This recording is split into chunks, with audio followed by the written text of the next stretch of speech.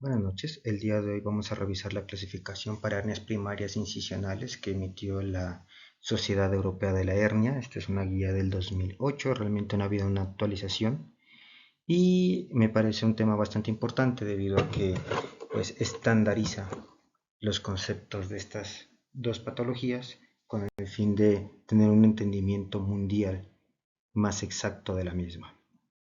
Entonces, la guía empieza sin una introducción en el cual menciona que en el año 2000 un autor llamado Schumpelik afirmó que las clasificaciones de las hernias incisionales, o más bien se requiere una clasificación para las hernias incisionales de forma urgente y considera este hecho un problema, diciendo que a pesar de la multitud o de la magnitud de este problema no tenemos una clasificación simple, reproducible e internacionalmente aceptada, lo cual hacía muy difícil para todos los autores que escriben sobre hernias hacer comparaciones entre los grupos. Posteriormente, en el 29º Congreso de la Sociedad Europea de la Hernia, que se realizó en Atenas en el mayo del 2007, Andrew Nynorth, que fungía como presidente de la Sociedad Europea de la Hernia en ese momento, mencionó que se requiere una clasificación unificada para las hernias de la pared abdominal debido a que se están comparando, como vemos en la imagen, manzanas con naranjas. ¿Qué quiere decir con esto? Que pues habían muchos estudios que se presentaban en congresos o que se publicaban donde no tenían un estándar de la clasificación de las hernias, por lo cual no se podrían comparar y la realización de revisiones sistemáticas y metaanálisis era difícil, debido a que pues, las diferentes clasificaciones que se tenían no eran compatibles y no permitían un análisis adecuado.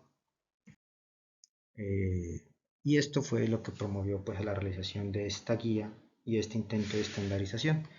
Entonces, con respecto a los materiales y métodos, tenemos que se unieron varios miembros de la Sociedad Europea de la Hernia. Estos miembros fueron tantos de los que están activos en la sociedad como convocados de las principales sociedades de hernia de algunos países, principalmente de Suiza, de Países Bajos. Y se reunieron durante 2 días, discutieron las clasificaciones que están en ese momento y la posible clasificación que se puede desarrollar. Se dieron explicaciones breves de cada una de las clasificaciones que se tenían hasta ese momento y se escogió la mejor, tanto de las que había como de las que proponían, mediante consenso, mediante pues, votación. Eh, pues la guía continúa explicando que hasta ese momento habían muchas clasificaciones. Una de las que mencioné es la de Chevrolet y Rad. Es una clasificación que se propuso en el año 2000. Esta clasificación fue altamente atractiva debido a que es una clasificación simple, ampliamente, digamos, aplicable a varios escenarios clínicos y se caracteriza por utiliza 3 parámetros, que son la localización de la hernia, que la divide en mediana y lateral, la mediana que va en 4 zonas, M1, M2, M3, M4, y lateral que va de L1, L2, L3 y L4. Y también tiene en cuenta el tamaño, que está dividido en 4 grupos, que va de W, de Y, W1, W2, W3, W4, y también tiene un apartado para las recurrencias. Entonces esta clasificación es localización, tamaño y la recurrencia. Las recurrencias va por el número de la misma, que va de R0 a R infinito, dependiendo de cuál es el número pues, de recurrencias. Sin embargo, desafortunadamente, a pesar de su gran sencillez, no había sido ampliamente usada en la literatura hasta ese momento. Amatur y Bassi propusieron otra clasificación, que es prácticamente la de Chevrolet y Rapp, solamente que le añaden, digamos, la relación entre la superficie de la pared abdominal y la superficie predicha del defecto, con el fin de hacerla un poco más efectiva y de pronto generar pronóstico de la reparación quirúrgica. Eh, Posteriormente, un autor llamado Schumpelik realizó un libro de cirugía de hernia llamado Hernian, en el cual dividió las hernias en 5 clases. Sin embargo, pues esto tampoco fue ampliamente, eh, digamos, tomado por la literatura de ese momento. Y más recientemente, Diez propuso una clasificación en la cual se tenía en cuenta el tipo corporal de la persona, si era gordo, si era flaco, etc., la morfología de la hernia y los factores de riesgo de recurrencia. Por esas épocas también hubo un registro suizo de la Sociedad de Hernia de Pared Abdominal de Suiza, donde se hizo una colección de datos que se presentó en el Congreso de Estocolmo en el año 2008 y se clasificó a las hernias, digamos, teniendo en cuenta muchas variables, más que todo pronósticas, con el fin de, pues, de generar a qué paciente le iba mejor y a qué paciente le iba peor. Como nos podemos dar cuenta, había muchas clasificaciones, estas que menciona la guía, incluso habían muchas más. Eh, y pues no, este es el principal problema, no hay un consenso, no hay forma de realizar una comparación de las hernias bien, y pues todo un problema, ¿no? ¿Y qué fue lo que encontraron? Pues que este es un cuadro, digamos, que resume todas las clasificaciones que habían hasta ese momento y, digamos, los parámetros que tienen en cuenta. Entonces podemos ver que ni siquiera en los parámetros que toma cada clasificación hay como una concordancia así que pueda decir eh, que se pudiera comparar bien en los estudios, ¿no? Eh, y bueno, vuelve a hacer otro hincapié en cuál es el propósito de la guía y pues refiere que hay dos principales propósitos. La primera pues es hacer posible la comparación de las diferentes poblaciones de pacientes, entonces ya no son manzanas y naranjas, sino son manzanas y todas de diferente color, porque son diferentes poblaciones, pero con una, digamos, una clasificación unificada. Entonces se pueden hacer estas comparaciones y decidir, por ejemplo, qué procedimiento es más efectivo para qué tipo de hernia, que es el fin último, digamos, de esta clasificación. Y el segundo, pues, es recolectar resultados de las diferentes técnicas quirúrgicas que están en la literatura y desarrollar guías basadas en evidencia usando la clasificación que se va a proponer para el mismo fin. Entonces, dependiendo de qué clasificación tenga el paciente, se van a recomendar unas u otros procedimientos. Esta guía pues no llega a este segundo propósito, solamente llega, digamos, a la parte de clasificación, no hace una recomendación sobre el tratamiento, pero pues hay otras guías sobre ello, ¿no? En algún otro video pues haremos un resumen de estas técnicas quirúrgicas.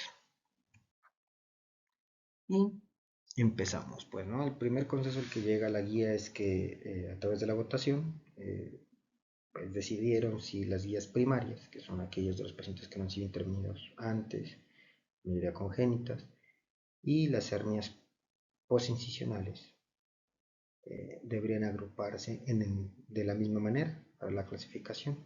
Y votaron que no, que se deben, digamos, eh, clasificar de forma diferente.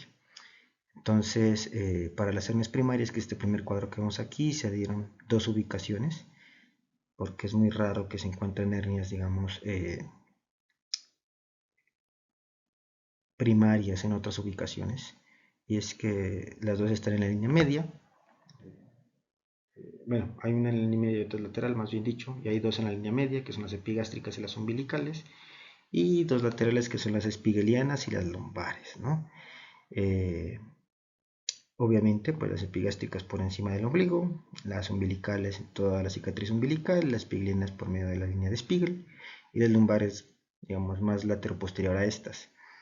Y para definir el tamaño, entonces se tuvo en cuenta dos puntos de corte que son 2 y 4 para definir si eran pequeñas, medianas y grandes, y pues se pueden ubicar en este cuadro que vemos aquí, donde pues está la línea media, aquí están laterales, están las dos epigástricas umbilicales, espigelianas y lumbares, y pues aquí puedes marcar cómo se, cómo se clasificarían dependiendo de cómo lo tenga el paciente, y posteriormente se clasificarían en pequeñas, medianas o grandes, dependiendo de si es menor a 2 centímetros, de 2 a 4 centímetros o mayor a 4 centímetros.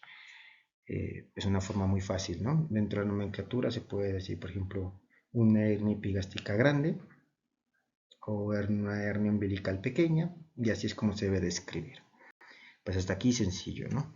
Pero todo cambia cuando se empieza sobre la hernia incisional, y es que aquí sí no fue tan fácil como en la hernia primaria, porque pues puede aparecer en cualquier parte donde haya una incisión previa por una cirugía, y esto cambia porque ahora sí puede ser en cualquier parte del cuerpo. eh, por lo general no es un defecto, pueden ser varios y pues es mucho más complejo, ¿no? Entonces, lo primero que hace la guía es definir qué es una hernia incisional. Entonces, define la hernia incisional como cualquier brecha de la pared abdominal con o sin sensación o aparición de masa o bulto en la zona, que se encuentra en el área de una cicatriz posoperatoria, perceptible o palpable por examen físico o imagen. Y para hacer la clasificación, pues dividió el abdomen en dos zonas principales, una medial y otra lateral. Entonces, empezando por el área medial, que es lo que vemos en la diapositiva, tenemos que los límites para esta área medial son el proceso sifoides, el hueso púbico, el borde lateral de la vaina del recto abdominal y, eh, y esta zona se dividió en 5 subpartes que van de M1 a M5. Entonces M1, M2, M3, M4 y M5. La M1 pues va desde, son las hernias que se llaman subsifoideas, van desde el sifoides hasta 3 centímetros hacia inferior o caudal del sifoides. Las M2 son llamadas hernias epigástricas que van desde 3 centímetros inferior al sifoides hasta 3 centímetros por encima del ombligo. Las M3 que son las llamadas umbilicales que van de 3 centímetros superior al ombligo y 3 centímetros inferior al ombligo, pues incluyendo el ombligo. Las M4 son las infraumbilicales que van 3 centímetros inferior al ombligo hasta 3 centímetros superior al pubis, y las M5 son superiores, son suprapúbicas, que van de 3 centímetros por encima del pubis hasta el hueso púbico. Entonces aquí podemos ver representadas todas estas con sus respectivos nombres. Ok. Y también hace una anotación, y es que cómo se deben, digamos, mencionar o clasificar las hernias que comprometen múltiples sitios de una sola zona, como la zona medial o la zona lateral. Y aquí me llamó la atención mucho porque hace una recomendación en contra de mencionar las hernias como una hernia que compromete las zonas M1, M2, M3, que es lo que por lo general, por lo menos en México y en Colombia, se utiliza, sino que se debe mencionar la zona que más relevancia, digamos, en la complejidad de la reparación tiene.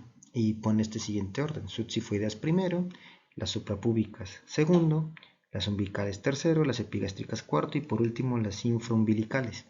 Entonces, una hernia que comprometa, por ejemplo, M1, M2 y M3 solamente se puede clasificar solamente como M1, porque la zona M subsifoidea pues sería la más importante en este orden de, digamos, de ideas. También cuando hay más de un defecto herniario, ¿cómo deben clasificarse? Como si fuera una sola hernia o como si fueran varias. Y aquí pues la guía sí es muy clara en decir que si son varios defectos que se originan en una sola cicatriz quirúrgica, se debe mencionar como si fuera la misma hernia. Pero si son varios defectos que se originan en una o más cicatrices quirúrgicas, entonces se deben considerar, digamos, hernias separadas, ¿no? Y posteriormente, pues tenemos la zona lateral, que tiene como límites el margen costal, la región inguinal por la parte inferior, la vaina del recto como su límite medial y la región lumbar como su límite posterior. Y en esta se definen 4 zonas: L1, L2, L3 y L4, siendo L1 llamada subcostal, que va desde el margen costal hasta una línea horizontal que se traza o se pasa por 3 centímetros por encima del ombligo, que tenemos esta, ¿sí? Y bueno, una línea posterior que es la línea axilar anterior, L2, que son las hernias de flanco. También hay una pequeña descripción de cómo llamar, o algunos miembros del comité que quisieron mencionar esta zona como la zona transversa, pero bueno, al final se decidieron por flanco, que va desde la vaina del recto hasta que va y 3 centímetros por encima y 3 centímetros por debajo de la cicatriz umbilical. Entonces tenemos aquí las hernias de flanco y después las hernias ilíacas, que tenemos una línea horizontal 3 centímetros por debajo del ombligo hasta la región inguinal, ¿no? Entonces ahí tenemos las hernias L3. Todas estas, pues el límite lateroposterior es la línea axilar anterior. Y por último las L4, que son las netamente lumbares, que son las que se encuentran laterodorsal a la línea axilar anterior. Entonces todas las hernias que se encuentran aquí posterior se pueden considerar L4. ¿Qué pasa cuando, mejor dicho, También da una recomendación que se debe medir para el tamaño de la hernia, no solamente el ancho, sino también el largo de la hernia, porque digamos esto es importante con el fin de definir el tamaño. Sin embargo, también hubo mucha discusión sobre esto porque mencionan que esto de ser el largo y el ancho es con el fin de generar un área en centímetros cuadrados, teniendo en cuenta de que las hernias por lo general son ovaladas, pero pues hubo muchos, digamos, de los especialistas que hicieron el consenso que estaban en desacuerdo debido a que no todas las hernias tienen forma ovalada y pues esto podría generar un error o un sesgo, digamos, en la interpretación de las áreas de superficie de las hernias. Pero aún así es importante tener las dos, digamos, diámetros.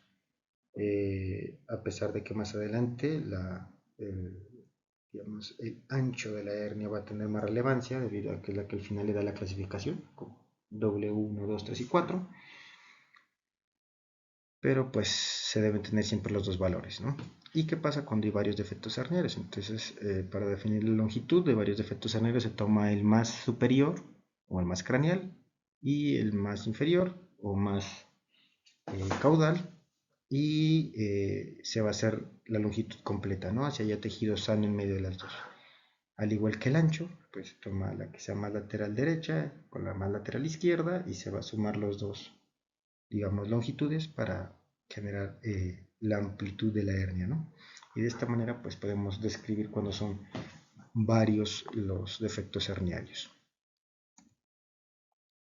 Y pues se puede resumir todo en esta clasificación, ¿no? Donde tenemos pues todas las series de la línea media, M1, M2, M3, M4, M5, todas las series laterales, L1, L2, L3 y L4. Bueno, aquí menciona que no hay mucha, digamos que no importa si tiene una recurrencia o tiene 10, solamente se debe decir si sí o si no. Y el largo y el ancho, ¿no? Teniendo en cuenta que el ancho pues lo divide en 3, W1, W2, W3, dependiendo si tiene menor a 4 centímetros, mayor a 4 centímetros pero menor a 10 y mayor a 10 centímetros, ¿no? Pues esta sería todo lo que contiene la guía. Pues, posteriormente da una pequeña discusión y unas conclusiones, mencionando que, bueno, que este es un primer intento de guía, que se requiere contrastar con la parte clínica y que a futuro se harán actualizaciones. Desafortunadamente desde aquella época no ha habido una actualización, esperemos que pronto la haya, pero no cabe duda de que este tipo de estandarización sirvió mucho y actualmente se utiliza como parámetro para clasificar todas las hernias. Entonces, realmente por lo menos el primer propósito, que es hacer una unificación de criterios, se logró. Y el segundo propósito, que es generar recomendaciones específicas de técnicas dependiendo del tamaño de la hernia, yo diría que con la evidencia actual está parcialmente, aunque en su gran mayoría ya se tiene una, digamos, una gran idea de qué hacer en cada tipo de hernia, ¿no? Más adelante veremos otras guías de pared abdominal eh, y pues los invito a suscribirse y a darle amor a este video. Los dejo con Sam y espero que todos tengan buena noche.